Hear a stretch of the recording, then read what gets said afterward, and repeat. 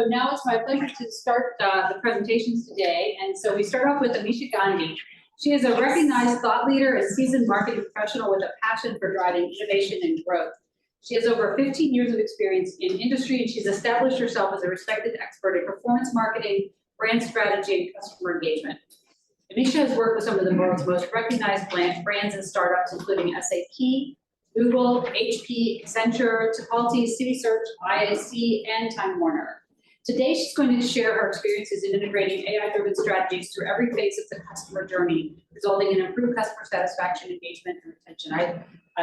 She's been in the space, so get ready to ask her a lot of questions. Let me give you Amisha.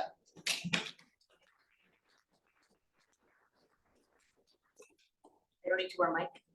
No, we're good. Okay. Just yell at them. All right, I can do that. I have a 12-year-old son, so that's, and then this, right, yes, okay. So AI, everyone's talking about it, and not always much on AI, but AI's been around for a long time. It's been around since 1956, right? We heard a lot of research yesterday. Chris was talking about it, but it really it has an impact in marketing, right? And as marketers, we're always expected, we're like the red-headed stepchildren of the whole, C-suite, right? Or of the company. We're first in, we're first out, something goes wrong. Hey, marketing, can you fix this, right? So when all of this is happening, we're also expected to lead the charge here, right? A lot of people look to marketing and say, what's going on? How are you helping? And especially because we support sales and we actually drive revenue, right? A lot of us drive revenue, we're responsible for revenue for the companies that we work with.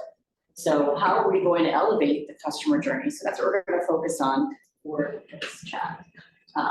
So in coming here, I thought I would have some fun with ChatGPT. And I asked, what should I wear? Because all of us have been out of conferences, for a while because of COVID. So I said, what are some good fashion trends? I haven't been, speaking for a while. I've done a lot of online speaking. I've done some in person, but, I'm gonna go out, let's see. So I asked, and remember, it's what you put in is what you get out. So I kind of did that. And so it came back with almost like a blog post. And so it says sustainable and eco fashion, minimalism. It said, look for things that are happening in the world or news topics or other things, right? So that was interesting. So I did a search on BART and it said, what are some topics and fashion trends for 2023? And no surprise, if you notice the color of my jacket, this was the biggest marketing trend of 2023. So I normally don't wear such bright pink, but I did. And I know more about this joining me, I think. But this was a huge marketing trend. You could not ignore this marketing phenomenon if you didn't even get online. Wherever you walked in the world, you probably saw Barbie, right? And so it was a huge marketing trend. And so that's why I'm wearing a pink jacket, because I get to be CMO Barbie today. So this is how you can kind of look up things, be in the know. It's a little bit fun too, right?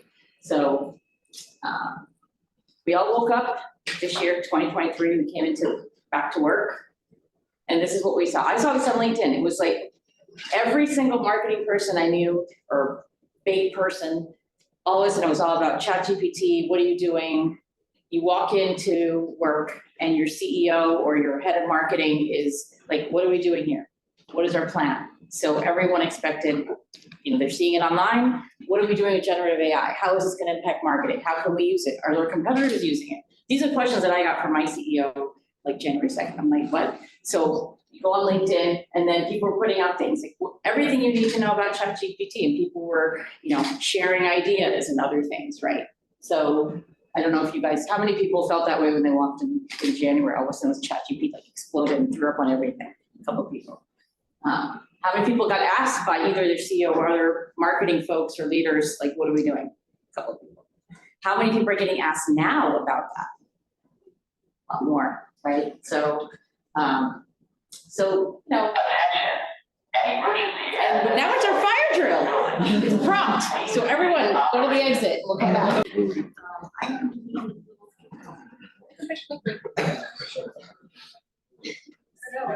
With you? Oh, I didn't take it with me. Oh, please, it's right here. Okay, good. All right, we're back. Thanks, Misha. All right, so a little bit of excitement. Hope we have the blood pumping, and this way nobody will fall asleep. So that's also good.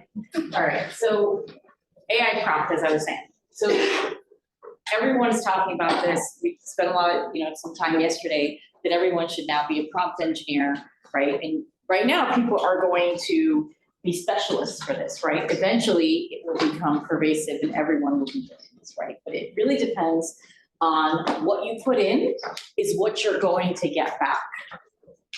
If you use, for example, if you use a tool like ChatGPT and you're using the free version, it only goes up to September 2021, the data. So you're not gonna get anything from 22 or 23. So you have to look and, you can use now, Google has a search with AI, so it's Bing. It's now even in our email box. So there are a lot of tools that have the latest data. You'll probably have to pay for it, right? A lot of the freemium ones don't. But if you put in the right prompt, it's a step-by-step process. So think about what you want. Like, I love wine, I'm a big wine connoisseur. So I was asking about red wines in the Italian region, right? It's a really big, broad question. So it spits out, here's all the different wines in Italy and the regions and what they have. But I was looking for a recommendation. And so it just spit out, here's like the top wines and but no brands. So that's not very helpful. It was good educational background. So the question should really be, I'm looking for an Italian red wine recommendation. I tend to like earthy, big, bold wines that are not super tannic and smooth. By the way, I usually prefer California cabs like such and such brand. What brand in Italy would be great and what region is it in? And then it spat out a bunch of exact, here's a Chianti and this, in Tuscany made by this brand, and here's some years that are good. So so you have to go back and, I went back and I said, what years are good? Sorry. So then it came back and said, these wines and these years are very good. And then I went back and said, and by the way, when would you suggest opening them, right? Because there's all these different things. So what it really teaches you, you take that step back and say, you have to work on it step by step. So if you don't get the answer that you were looking for, look at what question you actually asked, because that's what what you put in is what you're going to get back. So you can get this in the presentation, but here are some things that some prompts that have worked really well for a lot of people. So I went around on LinkedIn and a couple of these are some things that I've used that really helps. Like summarize key takeaways at the end of detailed explanations. You can tell it what you're looking for, what you want the output to look like. You could say, avoid multiple thoughts in one sentence. Use 1 or 2 breakpoints to space out paragraphs, right? So the more instructions you give, the better quality content you're going to get back. But having said that, you still need to go back and do some level of editing because it doesn't have a human voice around it. You can say, put an SNL style to it. Sense of humor, you can ask for those things, but you still need to do a quality check. You still want it to sound like it's human. You still want to make sure it's like brand. So, this is text prompts, but when we talk a little bit about image prompts and video prompts, you will have to put a lot more information. And what you feed the generative AI is what it'll use, and it will also use public information. So if you're doing competitive analysis and you ask ChatGPT or any of the other tools, just make sure that it's actually might be bringing in text from a competitor's website. So if you put on yours, think about how you're using it also, because there's also, we talk about copyright, right? But a machine doesn't own copyright. But if your competitor sees the same paragraph on their website as yours, probably not a really good thing, right? Or if a prospect sees it. So you just want to be really careful of that. And then you can put things like we talked about links yesterday. If you cite sources, ensure they exist and include the URLs at the end. So people will trust your information, right? And this will become important now, and we'll talk about that. So here's some things to think about and some prompts that have worked to kind of clarify. So as you're working with different generative AIs, you can do this. But again, take a deep breath, and if you don't get what you back, what are the steps you're asking? So we talked a little bit about this yesterday.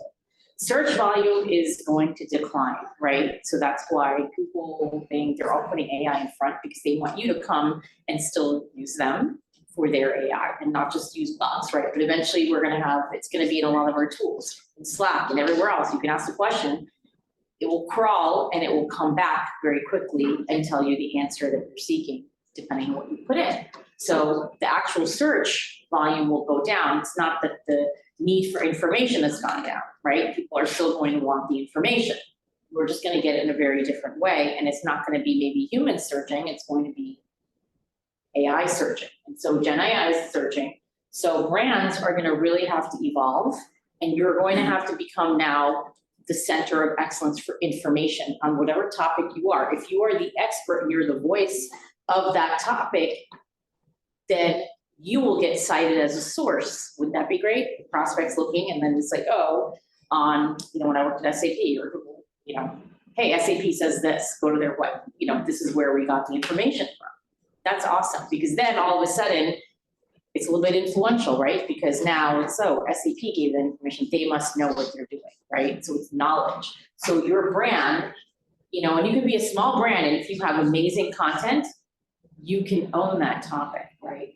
And so if AI is looking for the answer and you have it, and you have really good content, it can't just be one answer, right? If you have pervasive information, and starts recognizing, just like Google has this algorithm for search, AI is going to also do the same thing and discern this is good information or this is what people are asking, right? So when you think about traditional SEO, what are the questions people are asking? I want to show up in the answer box. Again, what are people asking? It's got to show up on my site or wherever I'm trying to get people, drive traffic to for whatever reason, right? So we need to really think about that. And that's how I think brands will win, right? So you may see some smaller brands all of a sudden showing up everywhere, and you're like, why aren't we showing up for a bigger brand? Well, because probably they might have information that they're getting, and they're getting more people to the site. So I say this a lot now, anyways, even before AI, you want to own the conversation, right? No matter how big or small you are, if you really become a steward for that topic that you own, right? So for example, I worked at Tipalti, which is a fintech brand focused on payments and AP, which is accounts payable. So it's all like payouts, like how do you pay out your suppliers, for example. So I noticed that they had a lot of content around global payments, but they didn't really have around domestic. And all the salespeople are saying, we can't get anybody to sign up for domestic, but our competitor, AvidXchange, is always getting these domestic deals, and they're getting a lot more leads, or they're, whatever it is, they're always talking to everyone here with domestic needs way before I do. So we took a look at all the content. I'm like, well, we don't even talk about this. All we ever talk about everywhere on the website, everything we do is international, global. There's nowhere, anywhere that it says domestic. So how are we ever going to show up in anything, even if our ads say domestic, when people are searched, they're not looking for ads. No one's looking for ads, right? So we changed, our pages to say domestic and international, and we started putting it in everywhere we had SEO that we wanted people to find us, right? And sure enough, all of a sudden we had more qualified leads coming in for inbound, for domestic, right? So that's a very simple example, but just to, if you think about it pervasively across, if you become that leader, and it can't just be about your software or the widget or the limestone or whatever you're selling, right? It can't be about that.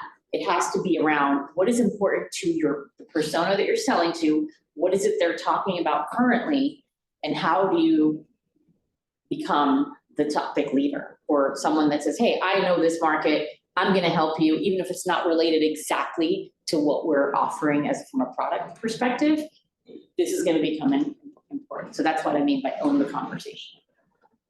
And it's not just about content, right? We talk a lot, everybody talks about ChatGPT, we talk about content, is everyone gonna have content? There's images, there's videos, there's creation, right? And creativity. And so if we saw one of those studies yesterday, creativity is something that can really, is something that executives are asking and saying, oh, we expect more creativity now, we expect more out of the box ideas, right? So, but you still need humans, right, to drive that. So if you want to be creative, who's putting in the input to get the output? You still need a person to do that, right? Like Chris was saying, so as well. So in marketing, it's not just content, right? So lots of different parts of marketing in play. And when you look at it, it's all, it's everything. It's everything from SEO to web to product to customer to industry, ops, there's sales enablement, sometimes, there's paid and organic, PR, AR, creatives, there's a lot that's happening, right, in marketing. And sometimes when you throw it up against the wall, you're like, wow, that's a lot of spaghetti. But in my mind, when you're doing really good marketing, you want to have integrated campaigns. When you do that, and when you think about it, there's AI already built in into a lot of the marketing tools that we've been using. But Gen AI, right, we know the difference is it's actually generating content, it's learning. So it's going to come and impact all the functions, right, which is really great. I hope it really impacts for operations, because wouldn't it be nice not just to have all the plethora of data we have, but to have a little bit more analysis, like what does this mean and what decisions can it drive, right? So things like Sixth Sense, I don't know if anyone uses Sixth Sense or HubSpot, they're gonna start having better analytics around intent data, right? So we can use that data to say, oh, this is the content we should be producing because this is what people are really attracted to and paying attention, right? And then you can feed that to Gen AI and you can say, this is the data found is this is the type of content that really works for this audience. Again, that information will give you the better output for your audience, right? So think about it that way. So you have to think about it impacting across all functions. So this is something that we all talk about, is the funnel. And we were talking, about MOFU, BOFU, TOFU. And so I was doing a lot of work at my parents' house during COVID, going back and forth. My dad is like, I'm wondering, like, are you become on a health kick? And I'm like, what do you mean? And he said, I thought you worked for a software company. He's like, you're talking about TOFU all the time. And so it's a little funny marketing joke, right? Everybody talks about the funnel, different acronyms. But really, when you think about the marketing funnel stages, right? How is generative AI going to impact all the way across, right? It's not just about content. We talked a lot about, a lot of people are talking about content. And when you think about it, it's more about, we've been talking about personalization. And we can personalize everything. Tools like Mutiny can help you personalize web pages based on people who visit, right? It'll change the web page. This is going to be even more personalized. So you can do marketing campaigns based on where somebody is, what industry they're in, what language it is, what demographic it is, right? You can change things like company size. If somebody is, a company size from 100 to 250 in finance, they're focused on these problems. From 250 to 500, this is what they're focused on. And so if you know that, you can create and have Gen AI create specific programs, right, automatically as people come and really tailor it. You can do email campaigns, you can chat bots that people then, if they come to your website, the chat box then realizes this is why the person has come from this piece of content. It feeds and brings up a different question based on where the person came from, right? So you can do all of these things. So hopefully the impact is that you have increase in unique visitors because you put out a lot of personalized information, you're drawing more people in for engagement, right? So in top funnel, that could be one of the impacts that we have for awareness. When you think about consideration, right? You can have enhancement in engagement, right? You can then say, okay, they came in on this is the pain point they're sort of doing, the next step is this. This is the first thing that we should bring up about our product to this person, right? Versus point number 3, because maybe they don't really care about point. That's not really their pain point. You're solving many pain points in your company. Maybe that's what gives the recommendation based on what they're looking for. Kind of like Netflix, right? It's based on that. That's what you can do in the customer journey and the different touch points as well. Then, conversation. This is when you take to, start talking with folks, right? You can look at these chat bots the salesperson can actually put in. We saw yesterday, this is the kind of person this is based on the conversation you have, right? Right now we have Chorus and other tools. Chorus AI, right, is one of the tools where it listens to sales calls and it will tell you this person had a monologue. You talked too much or you didn't ask questions, right? So you're getting that information. This is actually going to say, this person is responding to these things, didn't respond to this. Here's the recommendation, and it's going to start happening while people are on the call. So now maybe sales has real-time information, right? There's different models that people are working on and creating, right? That they can do. I was talking to somebody at Jasper. They had a huge conference, and they're talking about personalization and doing things in real time. So imagine if that happens for a salesperson, right? You're talking to someone. You're talking too much, you're not asking enough questions. Hey, they really care about this, ask this question next. Wow, that just changed the conversation for that person. Maybe it would have taken another call to get to that, or maybe they would have lost the person, or the person didn't feel like, I'm not feeling this conversation. it changes a lot of dynamics. It's a little creepy, but that's where we're at.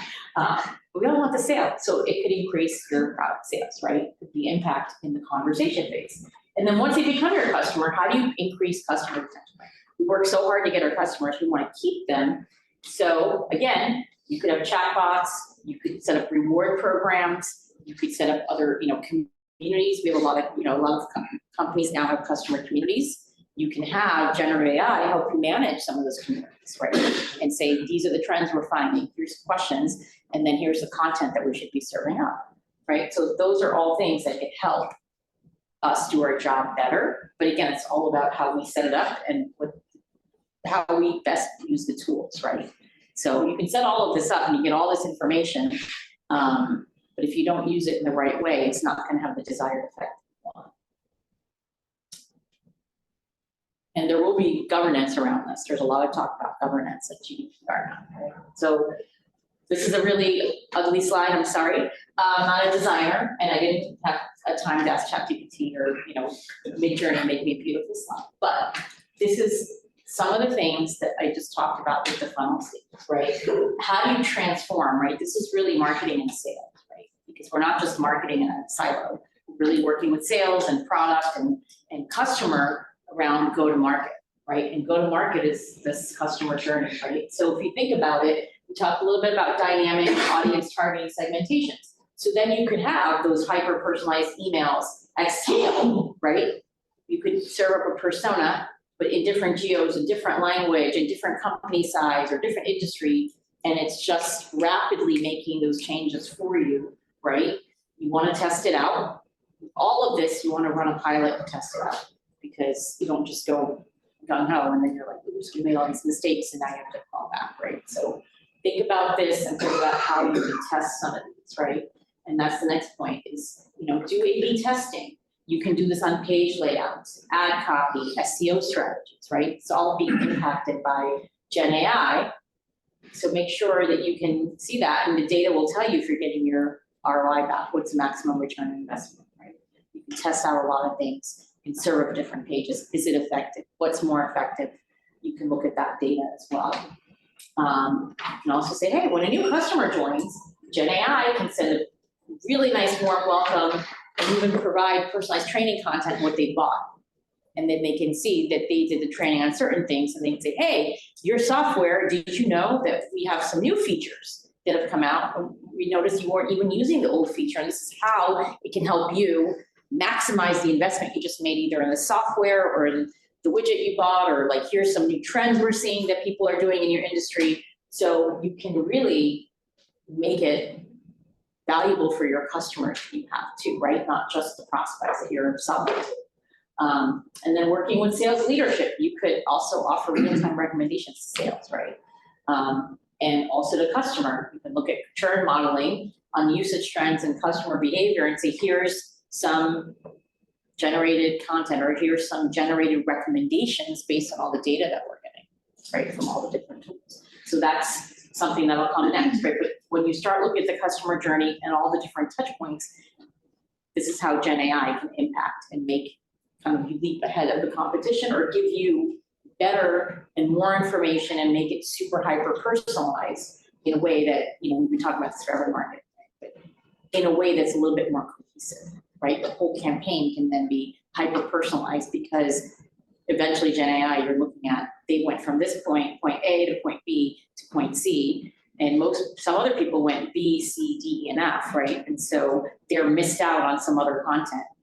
We don't know, but then Gen AI can say, hey, they missed out on this content, we're going to feed that to them, or they missed out on this event, they missed out, instead of us trying to figure out, oh, this person had an event, so this email list now, we send this email to. That's going to happen automatically, where it's going to say they did not attend the event, or they only attended half the event. Hey, you only attended half the event we saw, here's the rest of the content you missed. And it's really relevant, right? If you got that email, you're like, great, versus like, oh, it's so good to see you at the event. Here's the stuff. You're like, I didn't even go. I just got this email because you sandblasted it.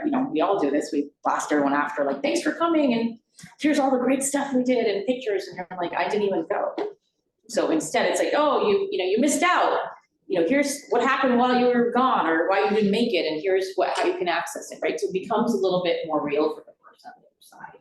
So, you want to think about hyper-personalization, because I think that's the other thing that is a benefit that will come out. It's about owning the conversation, and hyper-personalization is one of the things.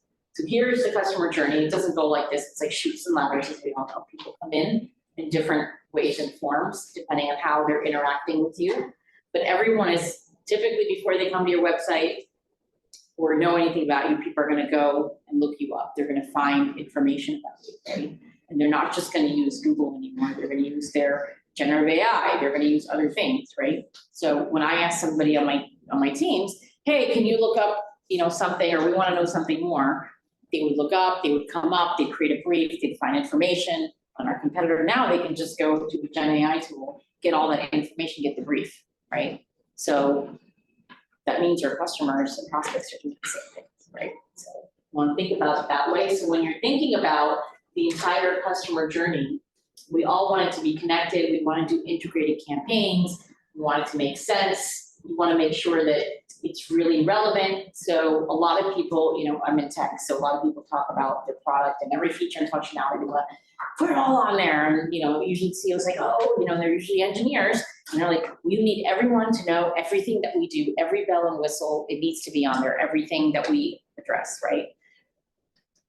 Nobody wants that. If I saw that and that happens, you're just like, what does this company actually do? I don't care about any of this. Forget it. I don't need to. I don't know what they do, right?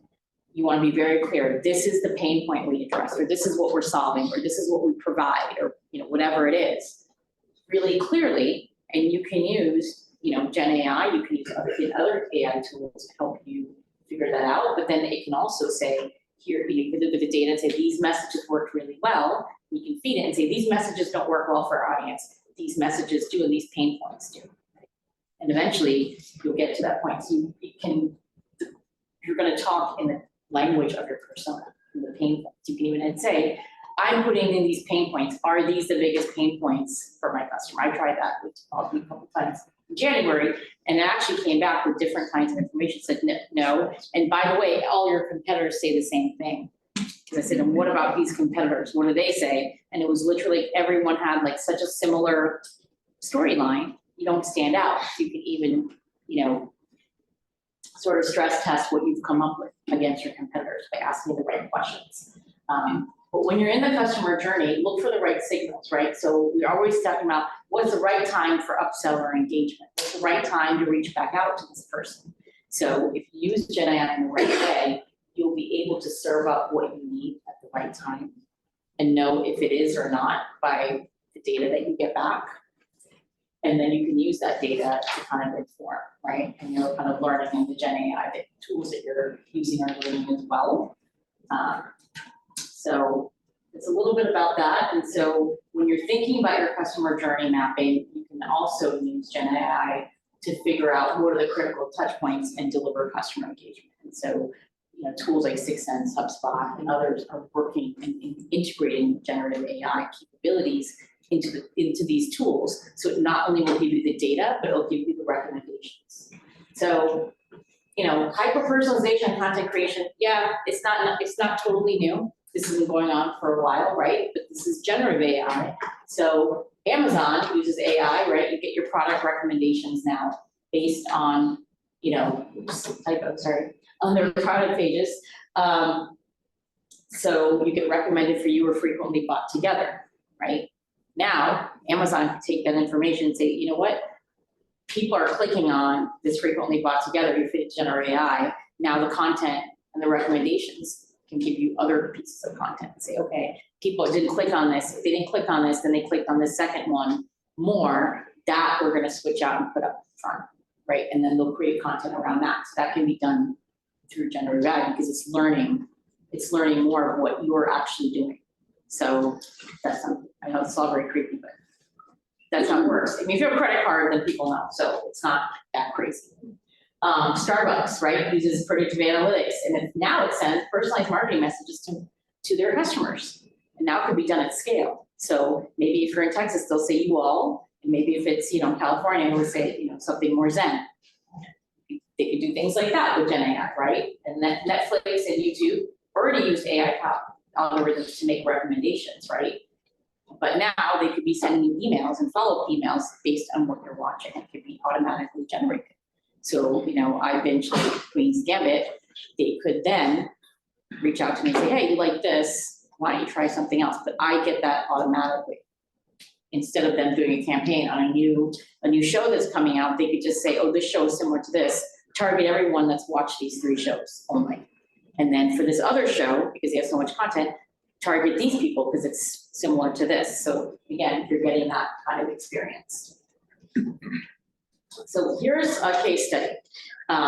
And by the way, they got bought up by Serta. So Tomorrow Sleep was a brand that kind of launched in 2017. They're a mattress. They're trying to break into a market that's already crowded, other well-known brands. And so this company that I worked with, they put together a content strategy to scale and kind of manage the tactical side of their content creation. And so then they added Gen AI to it recently. So their objective was, hey, we want to get better high quality traffic to our website, and we don't have a lot of money to spend on paid as much as organic, right? Because paid can be very expensive and they're up against Casper and other big brands who have lots of marketing dollars, right? So they also want to rank for relevant keywords, and they want to improve the amount of time spent on their website, don't we all, right? But we want people to spend .com and then have like an 80% bounce rate, right? So we want people to come, spend time on the website, learn about a brand, and hopefully make a purchase or intent to buy. So use a tool called Market Muse, which was an AI-powered content intelligence and strategy platform to say, hey, what are the things that and related topics that should be considered and the distribution model that they should have apply that content on their website. And then they also, and I can't show the thing because it's private, but they spit out some of the related topics. So it's like mattress, standard king bed, king mattress, inches wide, king size sheets, king size bed. These are the things that people are searching. These are the things that when people are California king was the category, you want to make sure that you have these. And oh, by the way, this is a suggested distribution of those words, right? Then they came up with a heat map of these types of people are looking for these things in these categories at these price points. And so using that heat map, put that all into generative AI, it came up with here is, and the words have to be distributed by this percentage. This topic has to be relevant by this percentage, and this is what we want to do. They ended up creating a lot of content that then started showing up much higher in all the algorithms and all the bots because they used this information from AI and then dumped it all into Gen AI and they ended up getting content. So the results were their organic traffic increased from 4K per month to 400,000K within a year, right? That's huge. They outranked their largest competitor, Casper, for primary topics. They now have multiple positions in a single search, right? This is the holy grail for a lot of people in SEO. They gain authority in the eyes of the search engine to obtain a featured snippet, right? So this is what I mean by owning the conversation, is they use information and data to inform the content, and then they created content that helped them win in the market. I know this feels like it's not as creative, but you can be very creative, right? But it's now with a more informed data model and data set. And if you give that to your content team, then they can use that to create the right things to get people there. Right? Can I ask a question? Yep. Yeah. Market Muse, I'm not familiar. Is that like open source, publicly available? Or No, it's a tool. It's a tool. It's like a tool. Is it like a subscription-based thing? I don't know if they're subscription-based. I think you buy them and they pay. So you can use it. There's a lot of other tools like that now too, and there's a lot of free ones too because Gen AI has picked up. So they have now data tools like Market Muse, but it also is, you can pair it with a Gen AI and dump all the information in there to get tools, right? And then there are a lot of companies that are actually creating their own in-house tools. So SAP just released a new tool and it's using all the data and they're trying to marry content with it too. So, you have big companies doing that and then smaller companies will look for tools like this, right? So I'm not sure this distinction is important, but as you're talking about this, I'm thinking, where is the line between a traditional search engine, Siri, which I guess is a voice-activated search engine, and AI? Is that a continuum, or is there something really different that separates them? It's a continuum, right? So if you ask Siri, Siri is crawling, right? And it's not generative AI yet. It's AI, it's using public information to spit back out an answer, right? It's not giving you an analysis. I mean, sometimes you're like, what about this? And then you get back like an answer like, that's not what I wanted, right? So you have to be really specific even when asking Siri, but it's very limited the way it is now, right? If you ask Alexa, sometimes you get back better answers because it's on a different platform. It has more AI built into it. Generative AI is you're asking the question and then it's not just giving you the answer, it's creating content around that for you that you can use, right? So it's kind of a step deeper each time. If you look at from traditional answers, Siri is very basic, yes or, it's kind of like if you equate it to yes or no kind of answers what you're going to get back. And Gen AI is giving you intelligence, it'll give you statistics, it'll give you way more information about it. I mean, couldn't they be? And that's what we're gonna see start happening, yeah. So Real generative AI behind it. yeah, that's what they have to do, right? And so next time you ask Siri, it'll say, it'll give you a lot more information, right? And it may send you documents and links too, to say, and if you want more, here's some places to go. It's a great question, Jody. Our experience, and I think you could address this in the show, when we do search, we're typing in some exciting keywords and a whole bunch of different things come up that we can then go and investigate. When you ask the AI to do something, they're combing that data and giving you a specific answer. They already looked supposedly at the 5, 6, 10, 100, whatever things that might have come up in the search. So in a way, it's streamlining the search process. But you have to be careful because what they might be giving you, and what the AI might be answering, might not be what you would come to on your own if you actually read all those articles. Does that make sense? Is that kind of how you see it, Lisa? I couldn't hear you. So you're saying, I'm gonna repeat back and it could be completely wrong. You said that it's more, Gen AI is more streamlined. It takes a look at a lot of the answers and picks out what is the best authority, like from an authority standpoint versus Siri will just give you an answer. So something like that? Something like that. Okay. Exactly. That's the gist of it, yeah. So yeah, it will give you the better answer, right? Well, And more I think informed one of the answer. interesting thing that is philosophical one that I use that plays out, which is the assumption is that the search is about finding, right? And for some people, it might be about the journey. It might be about the possibility of discovery along the way versus the perfect end result. I think that's an interesting thing to ponder, right? Yeah, so that's something. When I do a search, I'm gonna see a bunch of different opportunities for investigation. That might have made me think, oh, that wasn't really less than people are looking for this, right? Right. And I have to actually read those things, understand those things, and decide what's relevant to the thing I'm trying to do. When I go into the AI, when I'm asking it, it supposedly has gone and done that work for me, supposedly. I don't know what sources it went to. By the way, don't trust what the sources it tells you went to. I'm finding that that's not often true. And it's interpreting it. It may or may not be what you would have done if you had done that research. So the question was around, how,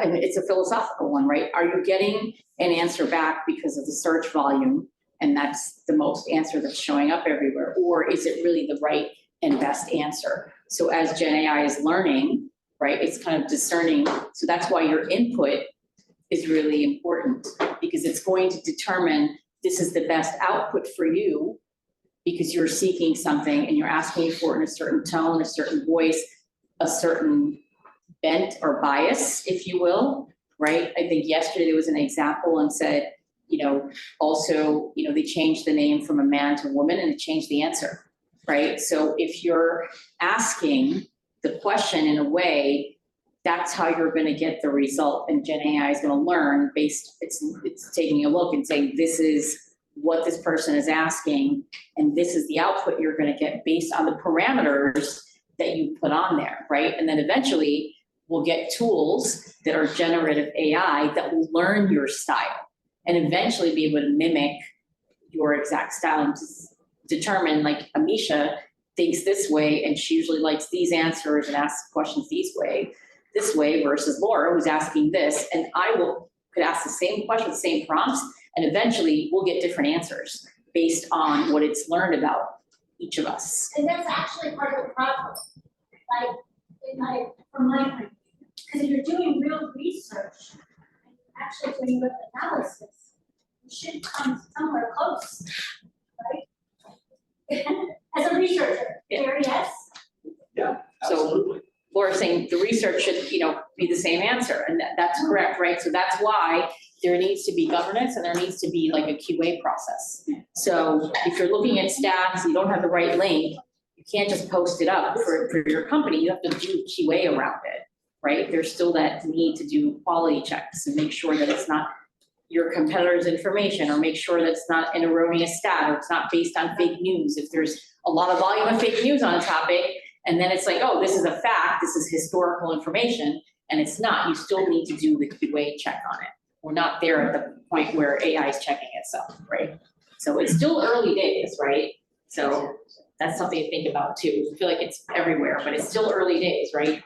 It's picking up a lot faster than when the internet came out, right? And other technologies, it's going at a much larger and faster clip, but adoption is still happening. People are still trying to figure it out, and I think there's gonna be a lot of governance and a lot of topic of control, a lot of security issues with data being shared and anonymized, right? So there's a lot around this, right? So when we think about it right now, we're still in early days, right? So it's this basic use cases for marketing.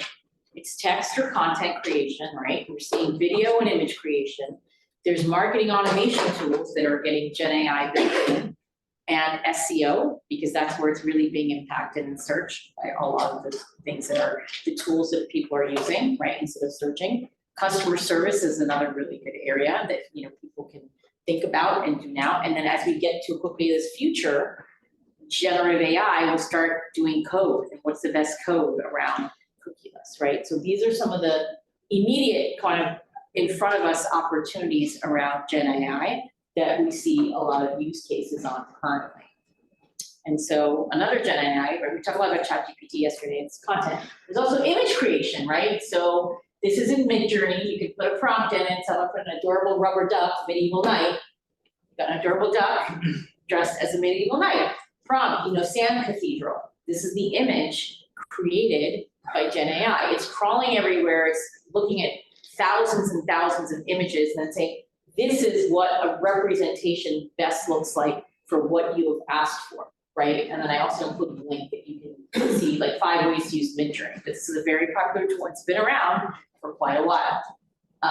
Midjourney, so you put a prompt in, I'm creating an ad campaign and I want a person that looks like this, that maybe has this kind of wardrobe with different things in the background, and it'll come back and give you, this is all generated by AI, this is not a real person. So it's come up with a composite of a person and then ask different clothing, different backgrounds, and it changes it based on this. I have a friend who's a photographer, and he created an AI model and did a whole retrospective of her from in India, dressed in different clothes from the era, different parts in India, because there's different cultures, and her outfit and pose and everything, background changed in minutes, and he had like 100, and it was this huge retrospective, which is done, in a shorter amount of time. It was in minutes, but it was longer because the rendering takes time. But, we think, oh my God, it's gonna happen overnight, but somebody did like a cover of a magazine.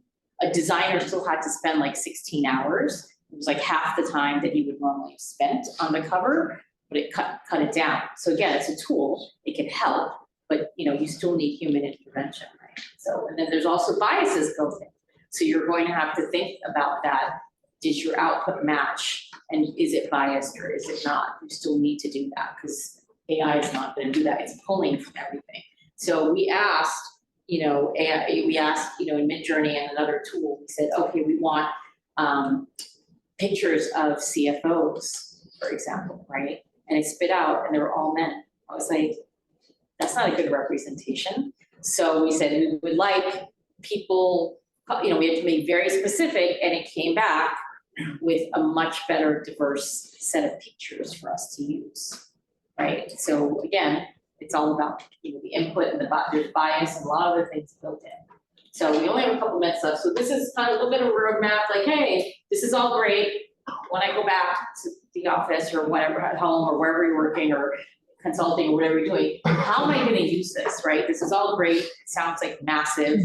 So I always say, start off with a pilot. You don't just go out and just do everything, because that's always, ends up being a disaster, and you can't test. So, think about, it's like right now it's a process of experimentation and learning. We can all learn from each other, right? I'm learning about things here, you're learning about things here, take it back and what we bring back. So, do an audit of like where you have AI, where you think Gen AI can help you. Look for other people in your industry, what are they doing? You can even form a task force, that's a very SAP thing, but, or big company, but even for a smaller team, you can put together sales and marketing and bring people to the table and say, where do we think we can use this, and test out some use cases that can make us more competitive in the market or really help and benefit us, right? Identify low-hanging fruit in your customer journey so that you can test some of these things out, right? Instead of, you can do something like automating prospecting outreach emails or your landing pages or something like that, right? So, and then you can test it out in sales engagement as well. So those are some of the things that you can do. And then make sure you have guidelines for your team too, because the data that they're providing and the different tools might not be something you want publicly, so you understand which tools and what their parameters are, because I think there was a question yesterday around that, right? It's really important. Because there's not a lot of governance around that, right? So where your content will then eventually go, right? The last thing you want is you have data, and generative AI is actually data. It starts putting it out and then putting out customer names. Oops, didn't mean to do that. Let's make sure that doesn't happen. Right? So those are some things to think about. You can even do workshops and training. Make sure you get training. So people are going to be doing and using these tools. You have a workshop where you get them trained, or somebody at your company is more knowledgeable so they can help guide those conversations and the outputs and what's happening, right? So it's really informed. But you want to experiment and see what happens, and do it in small doses. So this is what, according to Deloitte, right? Research indicates that players that, companies that invest in AI are seeing uplift in revenue, and the sales are right above uplift, right? So it's helping because it's more personalized, it's more relevant, it's hitting this, it's striking a chord better with the persona that you're trying to engage with along the customer journey, right? So this is some of the uplift that can happen, right? But again, we still have GDPR in place, so you have to make sure you're meeting the guidelines, that people are giving you their information, and the output that you're giving that doesn't feel too creepy, because they might be like, did I give that information to this company? But how do they know this about me, right? So again, it all has to be within the guidelines that are already set. And it's gonna get very interesting, because there are gonna be things that happen, breaches that happen, because people have given data to Gen AI and it just gets out there, right? So those things will happen. We'll learn from those bumps and bruises like we did with the internet or whatever, mobile apps and everything else, right? Security will also be paramount too. So these are some things to really think about. And then I'll leave you with this video, hopefully it works.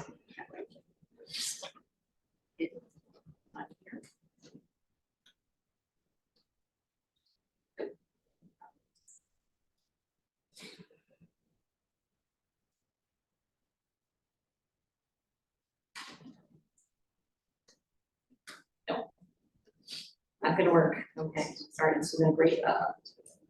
Do you know if they press something else, or they press something else to make this video work, or is it? It's not playing on mine. Okay, that's okay. So this slide, if you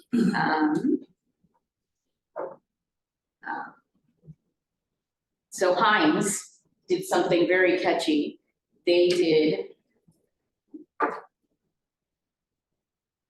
They did a video, and the link is in here, you can see it. So what you'll see is, says it's an AI campaign. So they actually used AI to create an ad campaign. And they said, you know, when you look up the word ketchup, what do you get? And every single image, even if they said, you know, ketchup Renaissance or ketchup something else or anything with ketchup, it always came back in the shape of the Heinz bottle. It always had a white lid and a red body. So Heinz is ketchup. And so that's the campaign that AI, right? They put all the right inputs in, they fed all the right creatives in, and they ended up getting this ad created by Gen AI about Gen AI and ketchup, and then they were able to say Heinz is ketchup. Because look, even though, you know, AI crawled the web and we gave all the images and all this other stuff, when people think about ketchup, it's our brand, it's synonymous with the product, right? So it's a very catchy sort of campaign, and I wanted to leave you with that because that's important to think about those things. It can be a really positive tool and it can be used for good things, but there's going to be a lot of QA, a lot of testing, a lot of governance, a lot of security around it for it to really work, and we're just in super early days, right? But it is going at a fast clip, so you know, make sure you're aware, you know, what's going on in the space. You know, 4 things I'll leave you is what you put in is what you're going to get out of it. You know, it's about owning the conversation because your brand can become a knowledge and central hub. Hyper personalization, those are things that you can do now. And it, like I said, it's still early days, and so we should all be learning from each other, and you'll see more use cases go up, and you'll see good things that happen that are great, that worked campaigns, and then bad things too that didn't quite go so well. And we'll have to learn from those failures as well. And it's not just the big brands. Small brands now can be much bigger because of technology, right? So thank you very much for your time. Yes, Gen AI created that logo for me. Awesome.